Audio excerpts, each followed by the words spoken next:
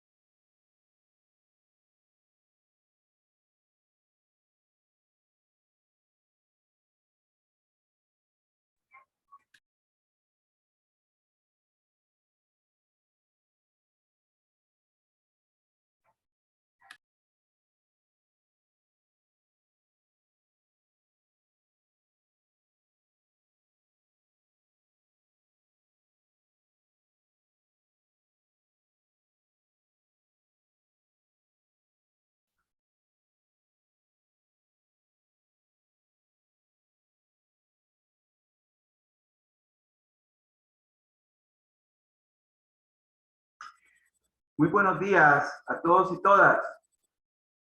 Vamos a continuar con el tema que nos tiene ocupados este día. Bueno, antes de comenzar, en realidad quiero avisarles que el examen, el corto evaluado, lo he vuelto a rehabilitar a petición de compañeros y compañeras que no lograron hacerlo. Así que si usted ahorita está conectado o conectado y no lo ha hecho, le aviso que el corto evaluado, la herramienta cuestionario se ha vuelto a rehabilitar y estará habilitado hasta las 12 del mediodía. Así Una que consulta, Lick, ¿sería para todos o solo para los que no lo han realizado? los que no lo han realizado, Ah, ok, si gracias. usted ya lo hizo, además que no lo puede hacer de nuevo, solo es un intento. Así que si usted está entre las personas que no lo ha hecho aún o no lo quiso hacer, está la oportunidad de hacerlo esta mañana. Pero repito, hasta las 12 del mediodía va a poder hacerlo. Vaya pues esta invitación y aviso, ¿no? Bueno, miren, entonces la semana pasada, el jueves, nos quedamos en este tema que nos está tomando discusión, tomando reflexión. Y resulta que el derecho humano a la alimentación es un derecho fundamental, así como otros derechos como el derecho a la educación, a la salud, al trabajo, a la vida también. Entonces, es un derecho fundamental porque es un derecho que si se satisface correctamente, como debe ser, pues este derecho le va a poder dar lugar pues a poder satisfacer otros derechos. Por eso es que se llama derecho humano fundamental. Fundamental, porque su respeto y satisfacción permite que otros derechos también se den. Entonces, vaya pues esta aclaración. Nos habíamos quedado a este nivel. Me voy a tomar la libertad de volverlo a leer esta diapo. Resulta que en la realidad histórico-social se suscitan mediaciones o procesos que evidencian la hondura o profundidad de la crisis estructural de larga data, y eso ha ocurrido también con la pandemia COVID-19. Ocurre que la pandemia COVID-19 ha venido a desnudar o vino también a desnudar una situación precaria de alimentos y que también mucho antes del aparecimiento de la pandemia ya se venía perfilando como un problema endémico y engrosando la larga lista de desigualdades que como formación social hemos venido padeciendo en los niveles más sensibles de la vida cotidiana, la alimentación. En tal sentido, las medidas biosociosanitarias, económicas, sociales, etcétera, decretadas para prevenir el coronavirus, se han visto frustradas y obstaculizadas desde el principio de la crisis sociosanitaria hasta la fecha, octubre del 2022. Hacemos hincapié que la pandemia no es causa, sino un elemento sustantivo que pone al descubierto una realidad impactante. Sí, Rebeca, adelante. Buenos días, licenciado. Disculpe que lo interrumpa. Es que unos compañeros quieren ingresar a la clase. Si les Vale. permite el acceso. Gracias por el aviso. Ahorita los estoy admitiendo, Rebeca. Muchas gracias. Bueno, entonces, ocurre que hay percepciones erróneas. Hay percepciones erróneas de la realidad que hacen o quieren hacer ver que la pandemia es causa. Y en realidad la pandemia lo que vino es a quitarle el velo o a visibilizar muchas situaciones como la alimentación, estaban invisibilizadas antes del aparecimiento. Por lo tanto, la pandemia ha venido a descubrir una realidad, una realidad impactante en la vida material de la mayoría de la población salvadoreña. Miren, hoy estuve escuchando y viendo también una entrevista que le hicieron a la directora del Instituto de Opinión Pública, el Instituto Universitario de Opinión Pública de la UCA, y a un investigador del Departamento de Economía también de la UCA. Era sobre la situación familiar económica de la población salvadoreña. Se las voy a subir. Se las voy a subir en el aula para que ustedes tengan elementos más concluyentes de lo que estamos hablando aquí.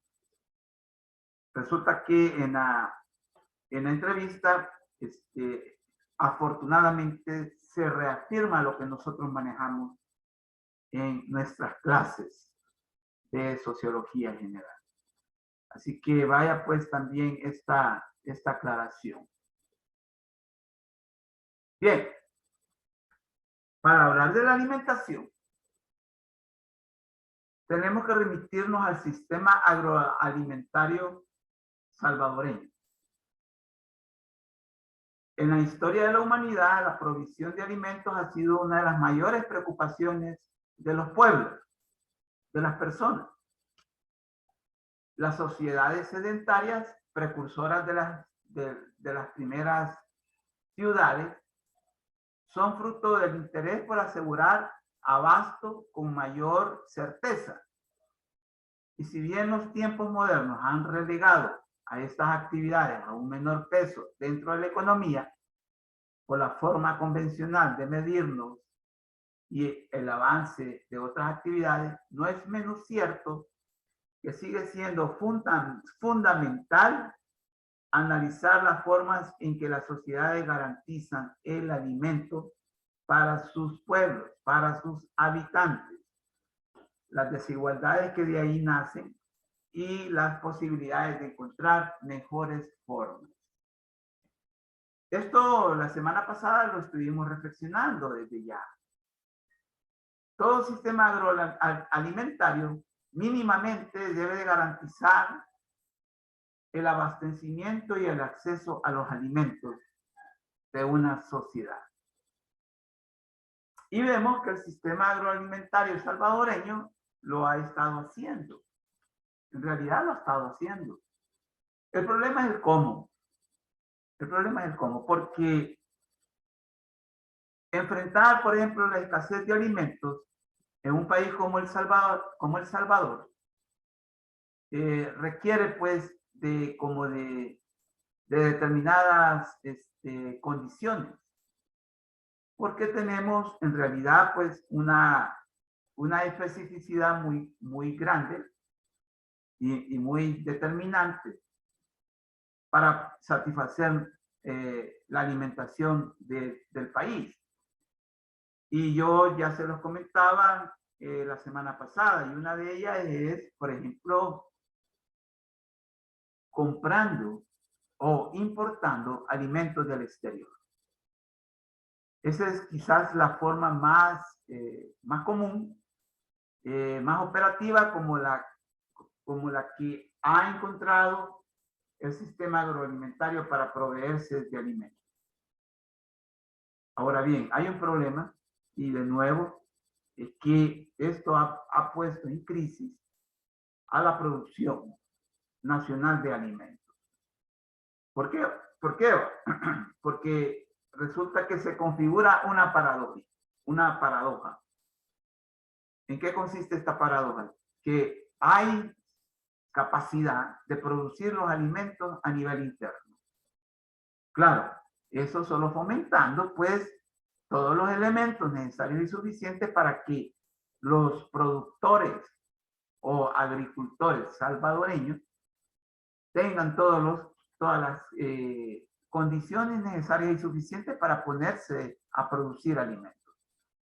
Pero ocurre que el Estado, a través del gobierno de turno, no ha estado a la altura de las circunstancias para dar todas esas condiciones.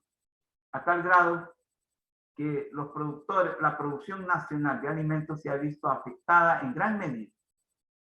Porque esta forma de enfrentar el abastecimiento de alimentos, de comprar o de importar alimentos, eso no ha traído beneficio a la producción nacional, sino que al contrario la ha puesto en crisis. Entonces yo quería detenerme en esto, porque este es un problema también serio. Este es un problema también serio. Ahora bien, el sistema alimentario o el sistema agroalimentario, si bien es cierto, como les dije yo la vez pasada, ahorita no hay escasez de alimentos. Usted va a los súper, va a los mercados y hay alimentos. Hay alimentos. Ahora bien, dentro de unos meses y los próximos años también, va a haber un problema muy serio de adquisición. De adquisición. ¿En qué sentido? De que no, debido a la inflación que se ha venido registrando desde el año pasado hasta nuestros días, esos alimentos van a estar caros, por no decir carísimos, para poderlos comprar la mayoría de la población salvadoreña. Si ustedes verifican los índices de inflación que están sufriendo o que han sufrido los alimentos, llega hasta el 13%. No así otras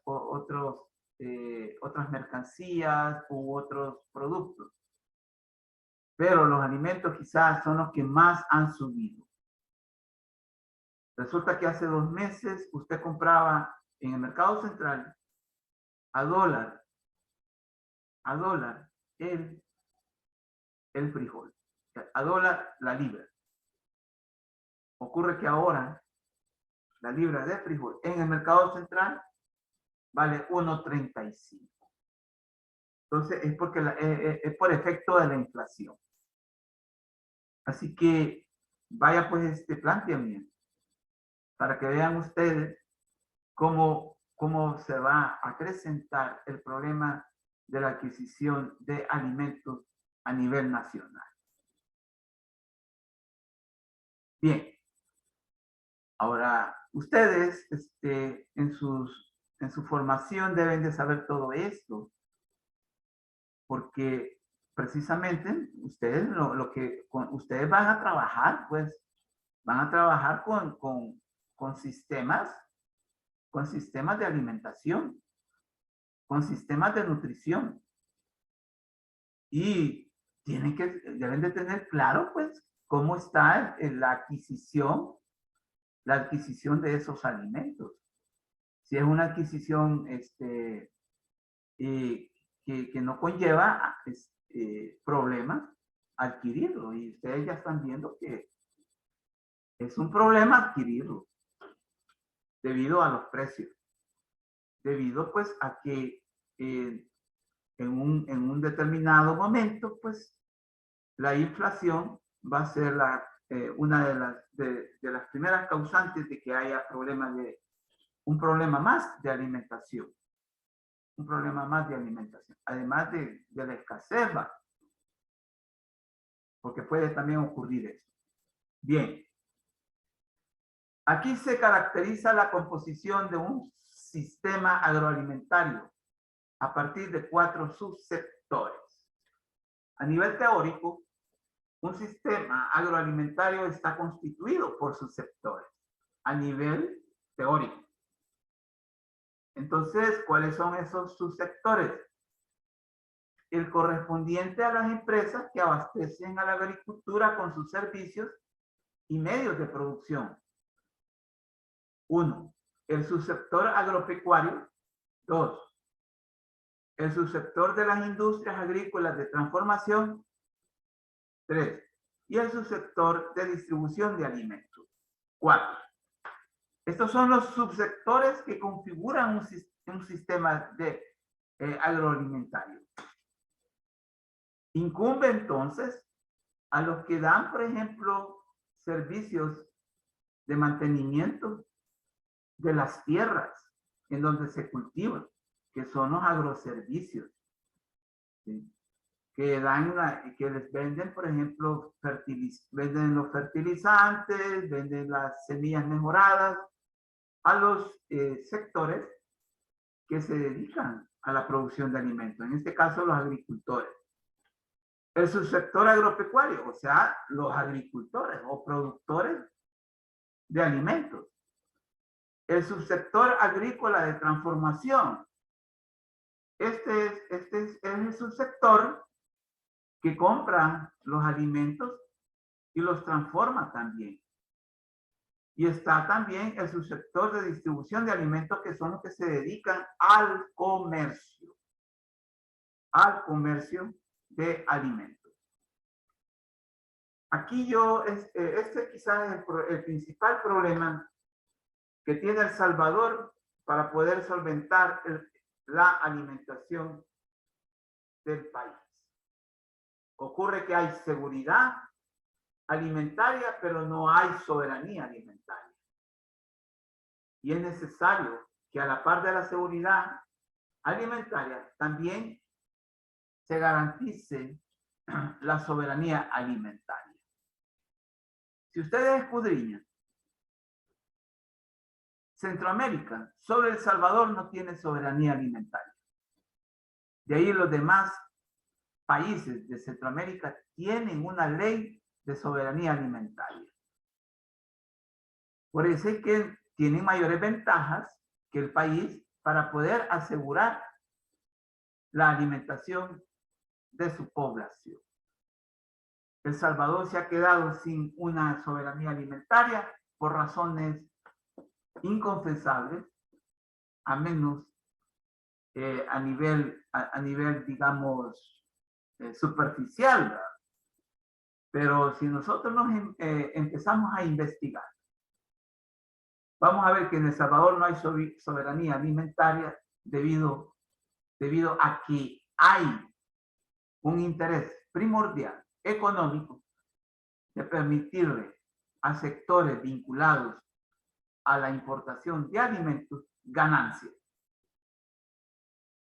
Ocurre que en El Salvador existen sectores de la empresa privada que se dedican a la importación de alimentos y que necesitan, facilidades, que necesitan condiciones para poder realizar esa importación de alimentos sin controles. Sin controles y con garantías de obtener ganancias exorbitantes. Esto es grave. Esto es grave, porque si hubiera soberanía alimentaria, sí, Rebeca. Disculpe que lo vuelva a interrumpir, pero de nuevo hay otros compañeros que quieren ingresar a la clase. Bueno, ahorita les estoy dando admisión, Rebeca. Avisarles, por favor. Ok, muchas gracias, yo les aviso. Gracias. Miren, lo que estamos reflexionando ahorita es grave. Porque ocurre que puede haber seguridad alimentaria. Puede haber seguridad alimentaria. Y esta, aparentemente, puede beneficiar a la población de ese país donde hay seguridad alimentaria. Y en verdad es cierto. Y en verdad es cierto. Pero no se sabe, o lo que no se informa, que esa seguridad alimentaria puede provocar, ¿sí, Rebeca? Me dice que todavía no les ha dejado entrar, que todavía siguen ahí esperando. Están todavía en espera, ¿no? Sí. Vamos a ver. Quiero ver.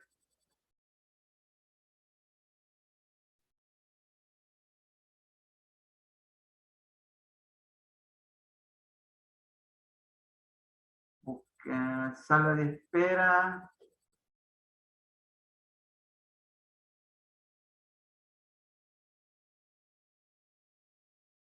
Yo había Pregunta, puesto que ¿perdón? estaba en espera, pero ya me dejó entrar. Gracias. ¿Ya entraron? Em, Por favor, pregúntenle para que no se vuelva a interrumpir la clase. Es que una compañera que se llama Fátima dice que todavía está en sala de espera. Vamos, aquí está Fátima Peñate. Yo creo que ella entró. Sí, no, ya. Gracias. Ya entró Fátima, ok. ¿Quién más? Gracias, solo ella creo, gracias. Solo ella. Vaya Fátima, bienvenida. Bueno, entonces es una verdadera trampa. Yo así lo la voy a categorizar. Decir que hay seguridad alimentaria y que los problemas están resueltos. Para mí que es una trampa. Desde la sociología nosotros eso lo vemos como una forma irresponsable de decir que está resuelto el problema. Pero ya dijimos por qué ahora. Se está en una forma, digamos, elevada, importando alimentos desde el exterior. Esto obviamente va a garantizar que hayan alimentos en el mercado, pero caros. Entonces, bueno sería pues garantizar una seguridad alimentaria, pero a partir de la producción nacional de alimentos. Y ya sabemos qué es lo que ocurre con el sistema agroalimentario nativo o propio de El Salvador, que lo han abandonado. Lo han abandonado a propósito. A propósito de que hay que procurarle a los sectores comerciantes, importadores de alimentos, sus ganancias. Esto no lo dicen. Esto no lo dicen los gobiernos. Esto no lo dice el gobierno. Entonces yo quisiera, porque este no es un invento. Ustedes pueden bien investigar esto que yo estoy diciendo. Entonces yo les preguntaría a cualquiera de ustedes, ¿qué piensan de esto? Que se habla de una seguridad alimentaria, pero por otro lado, vemos que esa seguridad alimentaria lo que provoca es encarecimiento de alimentos. Porque esos alimentos se compran en el exterior a determinados precios, pero a nivel interno esos precios cambian. Y esos precios resultan ser altos para el consumo interno. Yo no sé Tarik, ¿está con nosotros? Sí, ¿verdad? Dígame, Lick. ¿Qué piensas tú de eso que estamos diciendo ahorita? Bueno, Pues sí, varía obviamente los precios y claro, cuando obviamente una persona compra en altas cantidades, hasta puede variar el precio a bajarle. Y cuando ya se vende internamente, ya sea en un continente, en un país, en un estado, obviamente varía, porque según entiendo yo también tiene que ver con el Producto Interno Bruto. Sí, pero ocurre que se está importando en una forma amplia, sin pensar en la producción interna, alimentos. Y entonces ocurre que eso produce o afecta a los productores nacionales. Claro, y por ende después a la sociedad. Pues sí, entonces, por ejemplo, yo como salvadoreño, vaya, se lo voy a decir como ciudadano. Después bueno, yo creo que como sociólogo ya se lo expresé.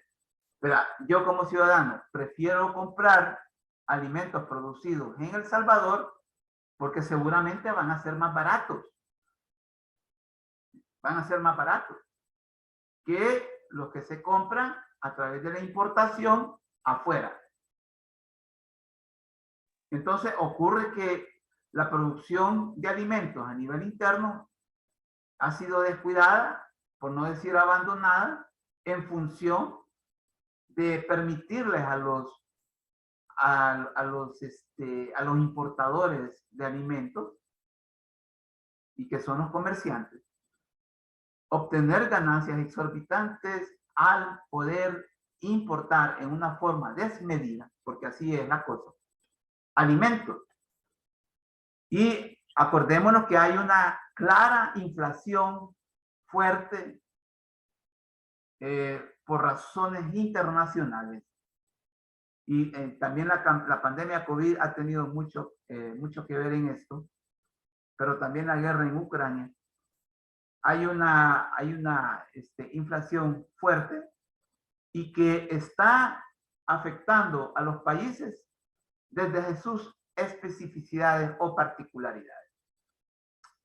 Ocurre que la inflación, ustedes a nivel interno del país, ustedes pueden medirlas en una forma específica. Por ejemplo, los granos básicos o los alimentos son los que más están sufriendo inflación. Repito, hoy me di cuenta que han subido un 13% la inflación y eso es altísimo. No así otras mercancías u otros productos. Pero acordémonos que la alimentación es básica para la vida de los seres humanos. Licenciado, Sí, Tamara. y con lo que usted estaba diciendo de que las empresas salvadoreñas están bastante abandonadas, es verdad, porque creo que cualquiera puede pensar en lo que consumimos diario y nos vamos a dar cuenta que la mayoría de empresas no son nacionales. Creo que lo más nacional que consumimos es la leche Salud, creo que es lo más cercano, pero estamos comiendo Nestlé, creo que es lo más que podríamos decir que es en todo. Siempre son empresas de otros países. Correcto. Y ya en la producción de o sea, como café, por ejemplo, siempre hay gente que lo hace o sea, en Nejapa hay mucho café, pero esos tipos de marcas no llegan a los supermercados y la gente no llega a consumirlos, solo marcas de otros países importadas. Correcto, correcto. Es cierto, Tamara. Gracias por tu opinión, Tarik. Sí. Pero, ajá, así como lo que dice Tamara, si se da cuenta ahora Super Selectos ha sacado su línea tanto en alimentos como en cualquier otra cosa, tratando de utilizar lo salvadoreño. Por eso es que se ha creado la marca Super Selectos dentro de Super Selectos, para poder Ajá. utilizar el producto salvadoreño. Gracias. Sí, en realidad, pues es una iniciativa que a mi modo de ver es buena. Es buena porque rescataría en gran medida la producción nacional. Entonces, pero volviendo a esa dinámica que se está dando, que hay una importación desmedida, ojo, porque es desmedida, de alimentos del exterior. Entonces, por eso, y también a nivel internacional, los alimentos han sufrido una alza de precios. Pero si nosotros seguimos en esa dinámica de estar comprando o importando afuera esos alimentos, vamos a terminar comprándolos carísimos. Y ya los estamos comprando carísimos. Y ocurre de que si nosotros fomentáramos la producción nacional de alimentos, esa inflación no sería tan fuerte. Siempre habría inflación. Siempre habría inflación, pero no sería tan fuerte o tan alta como la que estamos sufriendo ahorita. Yo no sé si ustedes a nivel familiar están viendo la diferencia. Eso, un 13% han subido los alimentos.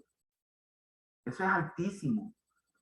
Miren, El Salvador antes de Bukele, antes de que entrara Bukele a la presidencia, El Salvador venía registrando índices de inflación del 4% hasta el 5%, y era relativamente bajo. era relativamente bajo. Y si no, pregúntenle a sus padres, pues que son los que han venido comprando los alimentos en sus familias. Me atrevo a decir sin temor a equivocarme. En el 2019, antes del 2019, ocurre que ustedes quizás estaban estudiando todavía el tercer ciclo, ¿sí? O a punto de empezar a estudiar el bachillerato. Y entonces yo les preguntaría si habían quejas, ¿verdad? Porque muchas veces uno a través de la queja o de la expresión o del resentimiento, si ustedes quieren, uno se da cuenta que las cosas ocurren, ¿verdad? Y por eso, y se los digo por experiencia, ¿verdad? Yo cuando era pequeño, me daba cuenta de que las cosas estaban caras porque mi mamá se quejaba, pues, o mi papá, ¿sí? Yo no sé si a ustedes también les ha ocurrido así, pues. Y precisamente hoy en día, las familias están resistiendo mucho el alza de los precios de la canasta básica, y más que todo en los alimentos básicos, maíz, frijoles, arroz. Repito, por ejemplo, yo en lo particular, yo compro en el Mercado Central y hace mes y medio, 2 meses lo más, yo compré el frijol de seda, la libra a $1 en el Mercado Central. Y al fin de semana que me fui con mi esposa a comprar, valía $1.35 la libra de frijol que compré a $1. Eso es un alza considerable en su precio. Entonces ustedes, como futuros nutricionistas, tienen que importarles mucho este problema, que es el abastecimiento de los alimentos. Porque si digamos, un problema crucial con el cual ustedes van a tratar mucho es con la alimentación y con la nutrición de la población. Y entonces ustedes tienen que saber, pues, cuál es la situación del trasiego y la compra de los alimentos por parte de la gente. Y por eso es que sociología, pues, tiene que brindarles a ustedes todos esos planteamientos, todos esos elementos, para que ustedes tengan una visión de totalidad o integración de la problemática de la alimentación del país. Por eso es que estamos en este empeño, por eso es que estamos en este ánimo, en estos momentos, de ver el problema. Tamara habló algo muy importante. Ella dijo de que quizás solo la leche es la única que estamos comiendo, bebiendo, y que es nacional. Esa es una interpretación de la realidad que hace la compañera. ¿Por qué? Porque considero yo que Tamara está en su relación con la realidad, o sea, la realidad de los precios, la realidad de la compra de los alimentos. Ella visualiza eso y se da cuenta, por ejemplo, en los frijoles que compra para la familia o que compra su familia, o el arroz que compra su familia, vienen de otra parte, no vienen del país. No son hechos en El Salvador, sino que vienen de otro país. Entonces, es una reafirmación de lo que estamos diciendo y que no es un invento. Ahora bien, yo les quisiera decir algo. ¿Hay seguridad alimentaria? Sí hay. Pero ¿de qué me sirve tener seguridad alimentaria si esto lo voy a comprar caro o carísimo? La gente no va a poder comprarlo dentro de, ¿qué? Un año. Sí, Tari. Sí, pero muchas veces la gente prefiere la seguridad alimentaria o las BPM, como querramos decirle, porque a lo largo es preferible a veces consumir algo un poco más elevado en precio, pero que va a ser más higiénico, que va al final si compra algo económico y que le va a afectar. O sea, imagínense cuántas idas al doctor podrían ser. Entonces son varios puntos que uno mira a veces y dice, o sea, si compro algo económico, pero al final voy a terminar yendo que 2, 3 veces al doctor porque me causó un mal. Entonces la gente a veces cree, porque también es como un mito, digámoslo, el que porque es más caro va a ser mucho que mejor, cuando a veces no siempre es así. Correcto, correcto. Gracias. Lo que dice Tarik es bien complicado, porque estás hablando de la inocuidad. Este término ustedes lo manejan, ¿va, Tarik? Inocuidad. Así es. ¿Perdón? Sí, así es, Lee. Entonces, tu preocupación es la inocuidad. ¿Cierto o falso, Tarik? Sí, para la mayoría de las personas, sí. Correcto. Entonces, la inocuidad es un aspecto fundamental en la garantía de la alimentación. Ahora bien, ocurre que mucha gente puede pensar de que comprar alimentos más caros garantiza la inocuidad. Y no siempre es así, Tarik. Licenciado, Sí, Tamara. eso le quería decir, creo que es o sea, no digo que Tarik vea, pero tal vez es una queja un poco, digamos, clasista hasta cierto punto. Pensar que porque es a nivel nacional o que porque lo hizo un agricultor promedio y no una gran empresa, sucio. No sé, pero por lo menos yo he visto en mi casa que compran las bolsas de frijoles en el súper y salen así, en esos animalitos o Por todas vos, por así, vos. ajá, eso, con piedritas, incluso podría decir que a veces es más sucio que los que compran En el a mercado productores. Ajá, o en el Ajá, mercado. a eso me refería, que a veces las personas creen de que porque es algo que cuesta más, va a ser más higiénico o que va a servir mucho mejor cuando no es así. No necesariamente, ¿verdad? No necesariamente, ¿verdad? Porque así sería. Ahora bien, yo lo que estoy viendo, en las opiniones de ustedes es que hay una preocupación en la inocuidad. Eso está claro. Eso está claro. Y eso es necesario, eso es bueno, eso es necesario, por ejemplo, en la carrera de ustedes. Y también para nosotros que consumimos, ¿verdad? Ahora bien, sí, yo quiero retomar lo de Tamara, Tarí, que eso de andar, de comprar alimentos más caros como una garantía de inocuidad, es como al final puede resultar hasta en un engaño, creyendo de que comprar alimentos con precios más baratos, eso no me va a garantizar de que sean higiénicos. Y tal vez puede ocurrir lo contrario, que son en verdad higiénicos. Bien, yo lo que veo es que con esto de los alimentos, cuenta mucho este criterio, que la cabeza piensa desde donde pisan los pies. ¿Qué quiere decir este planteamiento? Que la cabeza piensa desde donde pisan los pies. Que a partir de tus condiciones materiales de existencia, tú piensas y dices, no, voy a comprar los alimentos más caros porque me garantizan higiene. Entonces, si tú tienes capacidad económica, vas a hacer eso. En cambio, la persona que tiene menos capacidad económica va a comprar los alimentos. Y miren, yo ando en medio de la gente y yo no sé, pero la gente dice, hay que ir a la despensa familiar, ¿va? ¿Se han fijado ustedes en eso?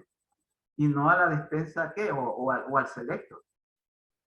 Yo ya he ido a comprar a la despensa familiar y los productos que ahí se venden, claro, son de menor calidad que los que venden, por ejemplo, en el Selectos AAA. AAA. Entonces, vean, es bien complicado porque saben lo que podría garantizar de que en El Salvador y en cualquier país hayan alimentos inocuos, o sea, alimentos alimentos higiénicos, es en verdad la soberanía alimentaria. Yo los invito que a partir de esta clase ustedes se interesen mucho porque lo van a necesitar en su carrera, que se interesen no solo en la seguridad alimentaria, sino que también en la soberanía alimentaria. ¿Por qué va? Porque la soberanía alimentaria es la que nos permite hacer una clasificación, y ojo, no solo clasificación, sino que control en muchos aspectos de las condiciones de los alimentos. Una soberanía alimentaria podría controlar la inocuidad, podría controlar los precios, podría controlar los alimentos que nos convienen y que no nos convienen.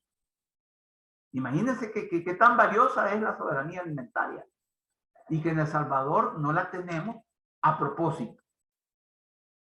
Y esto es grave. Y esto es grave. Entonces, todos esos señalamientos, todas esas cosas que ustedes han dicho, por ejemplo, lo que dijo la compañera, que compran frijoles en el súper y vienen con gorgojo, vienen con piedras, vienen con basura. Miren, hay un problema bien complicado cuando no hay inocuidad. Por ejemplo, y cuando uno compra en el mercado, en el mercado, en cualquier mercado municipal, es bien complicado porque, por ejemplo, hay frijoles que vienen hasta con excremento de rata. Es gravísimo. Y entonces, ¿qué niveles de inocuidad podemos nosotros encontrar en los alimentos? En los alimentos. Si hay posibilidades de que incluso encontremos excretas de roedores en los productos. Entonces, es bien complicada la situación. Yo lo que quiero dejar claro es que en El Salvador se necesita no solo la seguridad alimentaria, pero también la soberanía alimentaria. El problema es que una soberanía alimentaria no les conviene a los sectores económicos de la empresa privada que se dedican a importar en una forma de medida alimentos. Esta es la narrativa. Esta es la narrativa que nos permite explicarnos por qué en El Salvador estamos comprando alimentos a altos precios. Más, ojo, y esto lo escuché ahora en esa entrevista, estamos comprando alimentos más caros que en toda Centroamérica. En toda Centroamérica. Baja usted a Guatemala, allá hay soberanía alimentaria. Va usted a Honduras, tienen ley de soberanía alimentaria. Va usted a Nicaragua, también. Ahora, hay una situación también que quizás no nos hemos dado cuenta como país, es que esta tormenta Julia afectó a toda Centroamérica y afectó los cultivos. Aquí en El Salvador afectó los cultivos, los arruinó, los destruyó. En Nicaragua también hubo destrucción de cultivos. En Honduras también. Entonces, ¿quiénes son Honduras y Nicaragua? Los principales abastecedores externos de alimentos para El Salvador. Entonces, como esos países tienen soberanía alimentaria, va a haber un momento que nosotros les vamos a decir a los nicaragüenses y a los hondureños que nos vendan. Pero como ellos tienen soberanía alimentaria, van a decir, no podemos. Porque la tormenta Julia, que para ellos no fue tormenta, fue un verdadero huracán, nos afectó y por lo tanto, como tenemos soberanía alimentaria, tenemos que abastecer primero a los nacionales, a los consumidores nacionales. Y entonces no les podemos vender a ustedes salvadoreños. Cosa que es correcta desde el punto de vista de los nicaragüenses y desde el punto de vista de los hondureños. ¿Qué es lo que estoy poniendo como dicen, en el tapete de la discusión? Es que cuando hay soberanía alimentaria, la seguridad alimentaria tiene como un agarradero. Tiene como un agarradero, una garantía de poder garantizar alimentos, en primer lugar, a precios adecuados. A precios adecuados. También inocuos. Entonces, no sé si ustedes pueden ver cómo una soberanía alimentaria puede ayudar en una forma, digamos, de seguridad real de alimentos. Ojo con esto. Entonces, en esta diapositiva hay algo muy importante.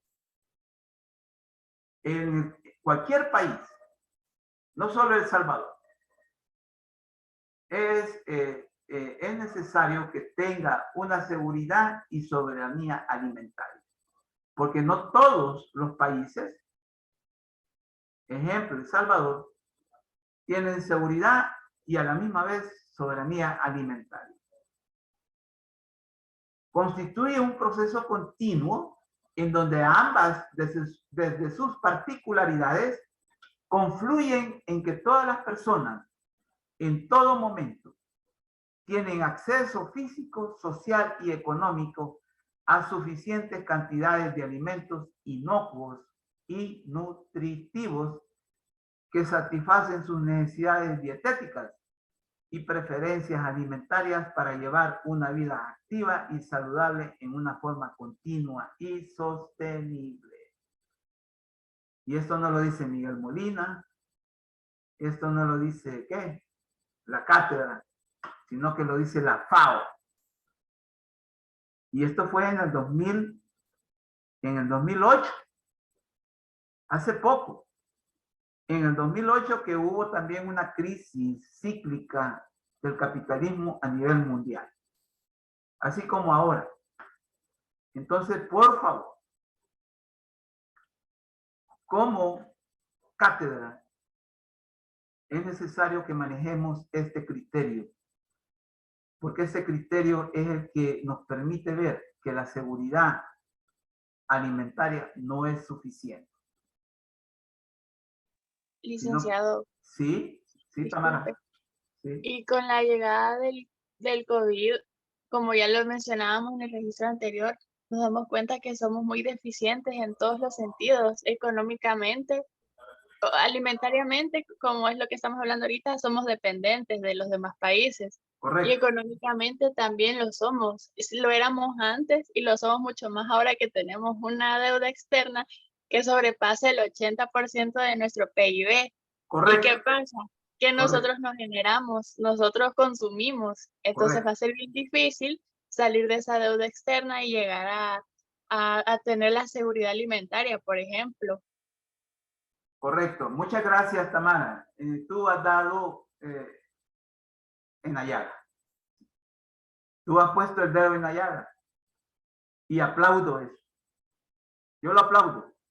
Porque tú, desde tu, digamos, desde tu rol en la clase,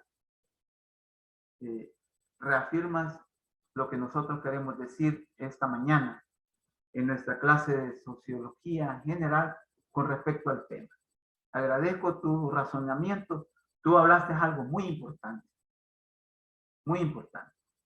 que antes del COVID éramos dependientes, éramos vulnerables con respecto a los alimentos, pero con el COVID esto se vino más a complicar. Y resulta que hoy, si podemos hablar de una época post-COVID, hemos quedado mucho más afectados, mucho más pobres incluso, mucho más pobres. Y cuando hablaste de la deuda, eso es cierto.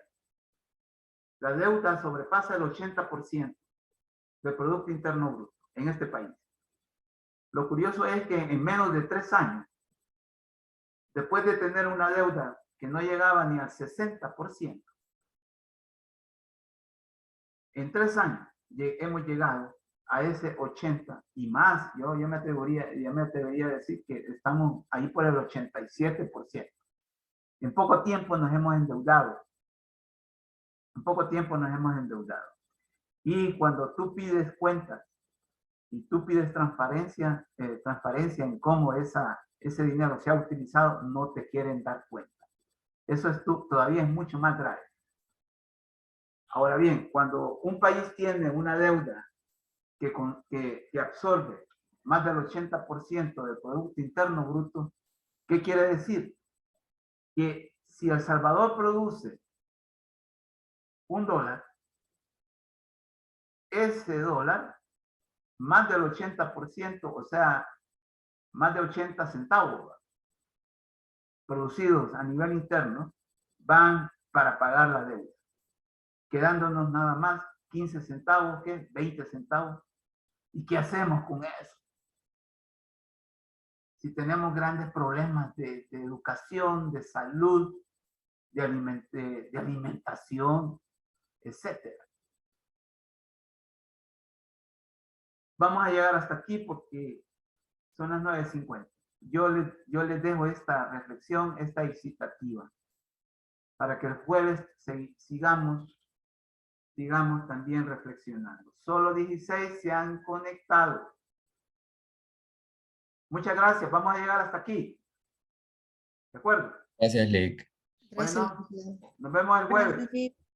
Nos vemos el jueves. Adiós, Lick. Gracias. Adiós. Adiós. Adiós.